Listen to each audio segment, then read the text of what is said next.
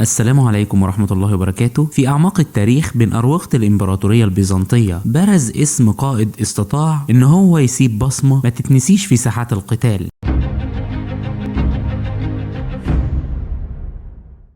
وهو القائد لوكاس البيزنطي. هو مش مجرد قائد عادي، بل كان شخصية جمعت بين الذكاء العسكري والشجاعة النادرة. في الفيديو ده هنتعرف على رحلته الاستثنائية. اتولد لوكاس البيزنطي في القرن العاشر الميلادي في قلب الإمبراطورية البيزنطية، ونشأ وسط حقبة مليئة بالتحديات. اتعلم فنون الحرب في سن مبكرة، وبرز كقائد ميداني متميز بفضل مهاراته الاستراتيجية وقيادته الحكيمة. من أبرز إنجازاته كانت قيادته للجيش البيزنطي في معارك ضد القوى المعادية للإمبراطورية، واشتهر باستخدامه لتكتيكات غير تقليدية اللي خلى جيوشه تنتصر في أصعب المواقف. كان لوكاس رمز للصمود في وجه أعداء الإمبراطورية، وساهم بشكل كبير في حماية حدودها من الغزوات. ما كانش لوكاس مجرد قائد حربي، لكنه كان مصدر إلهام للأجيال اللي جت من بعده. وبالنسبة لإنجازاته العسكرية، هي جزء ما بيتجزأش من الإرث البيزنطي، وذكراه ما زالت تتحكي في كتب التاريخ كرمز للشجاعة والإبداع العسكري. في النهاية أحب أعرفكم إن لوكاس البيزنطي كان مثال على إن إزاي الشجاعة والذكاء ممكن يغيروا مسار التاريخ. لو عجبكم الفيديو ما تنسوش تضغطوا لايك وتعملوا اشتراك للقناة وتفعلوا الجرس عشان يوصلكم كل جديد. سلام.